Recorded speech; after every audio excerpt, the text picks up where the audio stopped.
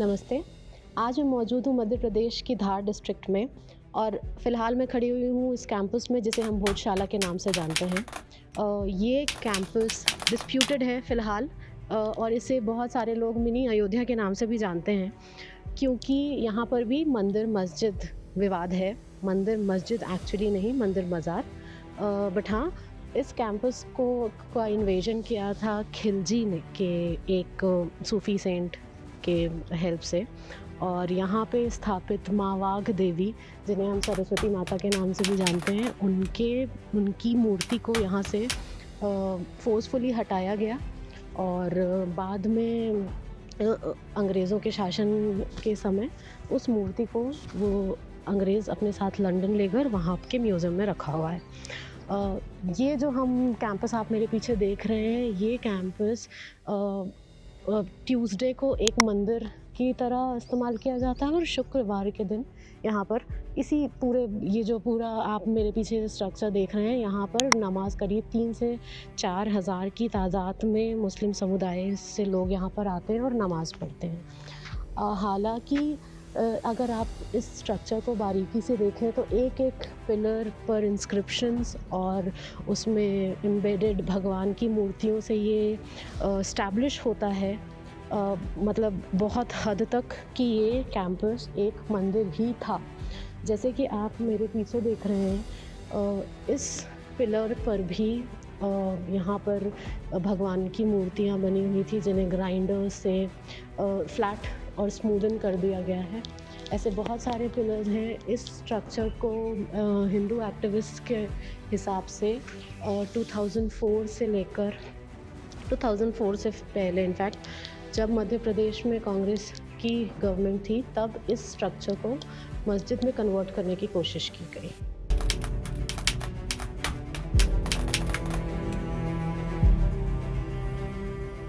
सुमित चौधरी, बौद्ध उत्सव समिति महामंत्री।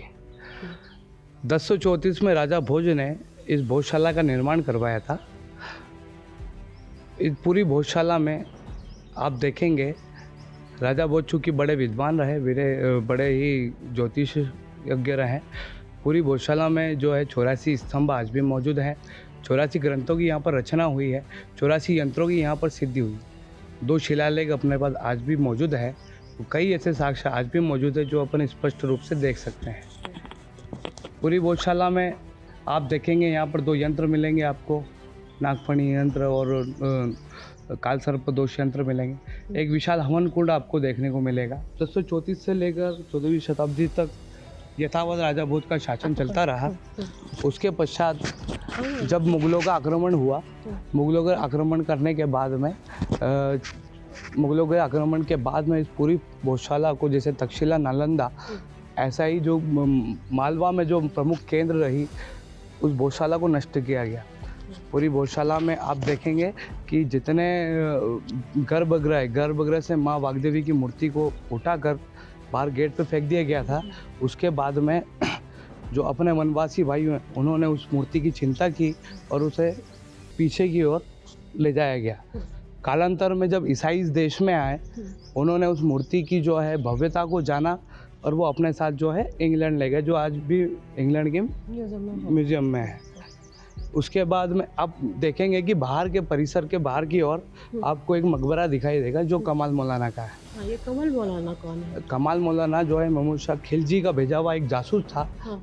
जो माँ की आराधना करना चाहता है, जो आज जो सेक्युलर शब्द है, उस समय जो था कि जो मुस्लिम धर्म का एक पंथ था, जिसको फ़कीर कहते थे, है ना। तो ये जो सूफी लोग रहते थे, ये हिंदू मंदिरों के बाहर बैठकर या हिंदू मंदिरों में शामिल होकर हिंदू भजन और हिंदू आराधना करते थे। ऐसा ही कमाल मौलाना भोजशाला पहुंचा था खिलजी के कहने पर, और उसने जो है लंबे समय तक माँ की आराधना का बहाना करके इस पूरी भोजशाला के और मालवा की जो आर्थिक सैन्य शक्ति का आकलन करके जो है खिलजी को उसका रास्ता प्रशस्त किया।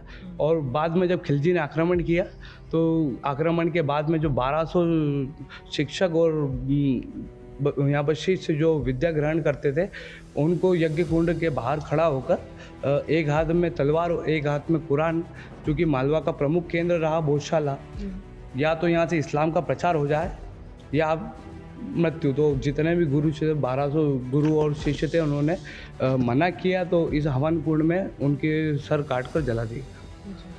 ऐसे कई साक्ष्य आपको देखने को मिलेंगे और इसी आधार पे अभी आपने देखा कई प्रतीक चिन्ह अपने पास ऐसे हैं जिनको सत्यता की जरूरत नहीं है, जो खुद प्रमाण कर रहे हैं। इन्हीं को लेकर एक याचिका अपनी जो है लग चुकी है। इसलिए 19 फरवरी को उसकी तारीख भी आई थी और जो है कि पूरा जो मामला है उसको सुरक्षित कर लिया गया है। डिसीजन जो है अभी सुरक्षित कर लिया गया है। तो निश्चित ही ये जो भी डिसीजन आता है वो हिंदू पक्ष में होगा और हम माँ वाग्देवी की यहाँ पर पुनः स्थापना करेंगे और इस भोजशाला को पुनः अपने गौरव तक पहुँचाएंगे। इस एरिया, इस स्ट्रक्चर को मिनी अयोध्या भी, जी हाँ, छोटी अयोध्या भी लोग कहते हैं। मतलब मंदिर मस्जिद डिस्प्यूट ही है यहाँ पर।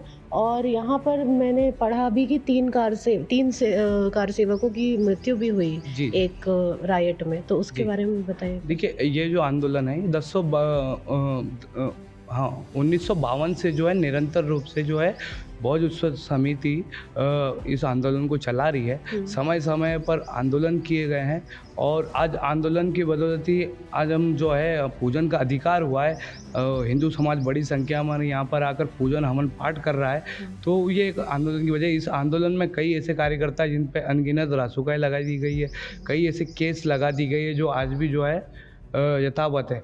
3 कार्यकर्ताओं पे गोली चालान भी हो गया। तो ये एक आंदोलन का हिस्सा रहा है। चलाने के समय सरकार केंद्र में और राज्य में कांग्रेस की थी। जी हाँ, ये दिग्विजय सिंह के शासन काल में सबसे ज़्यादा जो है नुकसान हुआ है और जो प्रतिबंध भी लगा था तो इसी शासन काल में लगा था।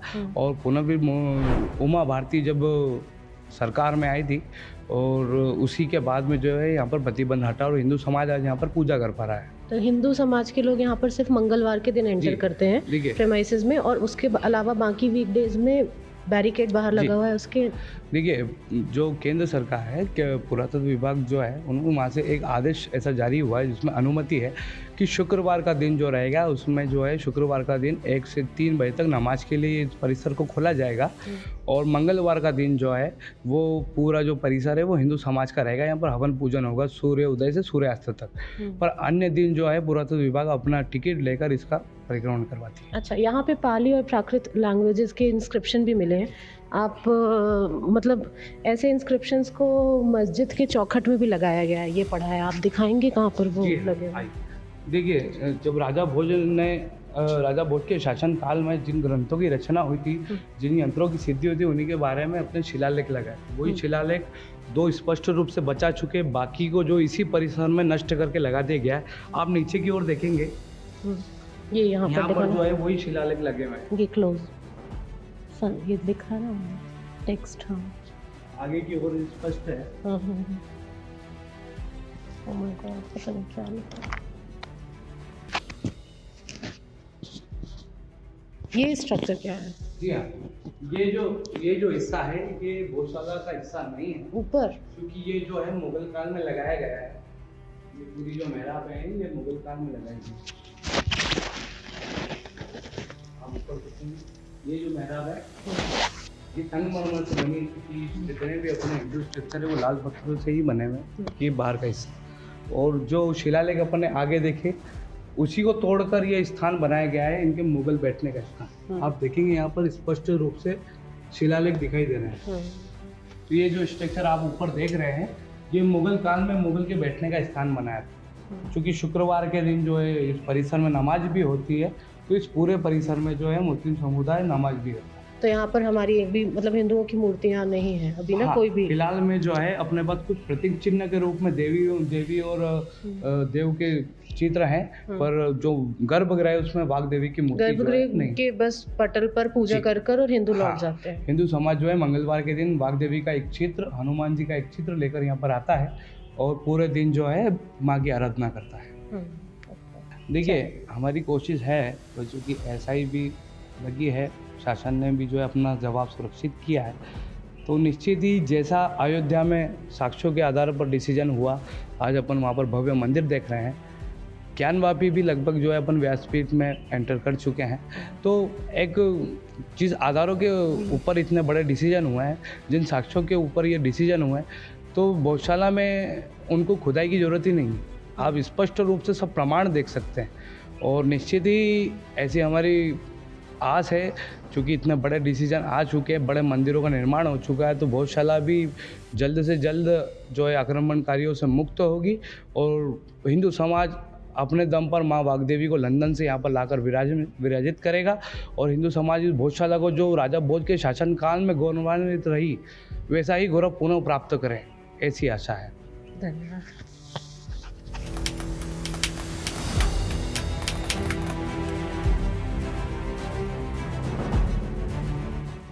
तो मस्जिद अलग है और मज़ार अलग है। तो इसकी देख रेख करने के लिए आप लोगों ने पढ़ाई वगैरह मदरसे से हाँ, करते हैं? मदरसे से कर रखी है आपकी सब। पढ़ाई कहाँ से हुई? मेरी तो सही यहीं से ही धार से हुई है सब। धार मदरसे में या कॉलेज भी गए आप? कॉलेज भी गए, मदरसे भी है, उर्दू इंग्लिश सब। आप इसके अलावा कोई काम भी करते हो? हाँ, मैं थोड़ा सा ट्रेनर हूँ, जिम ट्रेनर। ओके। हाँ। अच्छा। ये पार्ट टाइम मेरा काम है, बाकी फुल टाइम यहीं पर रहता हूँ। और ये भोजशाला वाले कैंपस का क्या डिस्प्यूट है? नहीं, उसके बारे में मैं नहीं बोल सकता प्लीज, क्योंकि अच्छा। वो थोड़ा सा सेंसिटिव है। नहीं मतलब आप लोगों का क्लेम है कि वो मस्जिद है, वो मस्जिद रहेगी। वो तो शुक्रवार को शुक्रवार के दिन नमाज होती है और मंगल के दिन ये आके हिंदू समाज के लोग पूजा करते हैं। अच्छा, अंदर का स्ट्रक्चर तो मंदिर जैसा। हाँ, आपने देखा है जाके। हवन कुंड भी है बीच में? नहीं, आपने वो देखा, वो एक्चुअल में क्या है, वो हवन है ना? हवन तो वो जो हवन कुंड जिसको कहते हैं वो वजू खाना है, जिसमें वजू करते थे, जिसमें पानी भरे रहता था। अब वो लोगों का कहना है, जो भी है वो फिर सरकार जो फैसला करेगी उसके ऊपर रहेंगे। एक तो हो गया ये सही सर्वे, अभी नहीं, सर्वे नहीं हुआ अभी। एक बार नहीं हुआ। हाँ, सर्वे बाकी। अच्छा, और ये एक जो ये लिखा हुआ है अक्कल कुआं, अक्कल कुआं क्या है इसका मतलब? तो जी।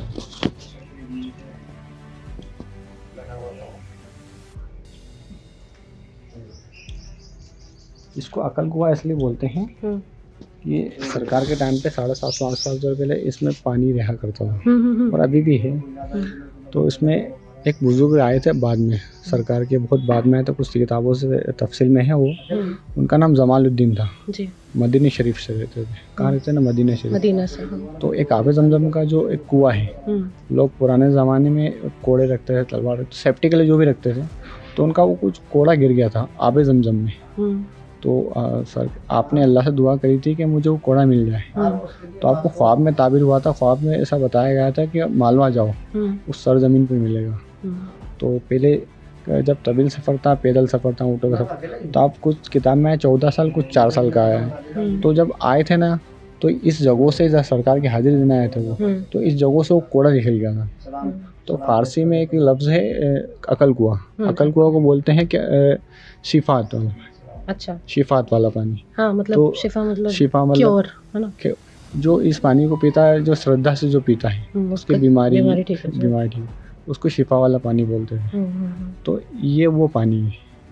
ठीक है। इसको अक्ल कुआं इसलिए नाम दिया गया है कि शिफा का पानी। यहाँ पर भी नमाज होती है? हाँ, यहाँ पर 5 टाइम की नमाज होती है और शुक्रवार को अंदर होती है। इसके पीछे कुछ भी नहीं, मतलब ये वो भोजशाला की बाउंड्री यहाँ से लगती है ना? हाँ, है ना? मैं कैमरामैन को कहूँगी कि दिखाएं। ये देखिए, ये वाला जो है वॉल, ये भोजशाला का ही कैंपस है और इसके बगल में आप देखेंगे कि यहाँ पर ये दरगाह के फूल वगैरह डले हुए हैं, कुछ बॉटल वगैरह डली हुई जैसे कि अभी। और यहाँ पर एक ये भी मज़ार बनी हुई है जमालुद्दीन जी की। और इसके बगल में भी ऐसा ही, मतलब कुछ ये यहाँ पर डंपिंग एरिया टाइप बना हुआ है, काफ़ी सामान इसके पीछे पड़ा हुआ है। वॉल डायरेक्ट कनेक्शन नहीं है मज़ार और भोजशाला के कैंपस की, पर यहाँ पर ये डंप एरिया बना रखा है, यहाँ पर कचरा और सारा कुछ डालते हैं।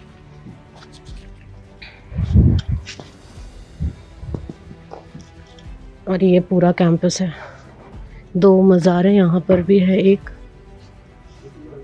और एक इधर भी है।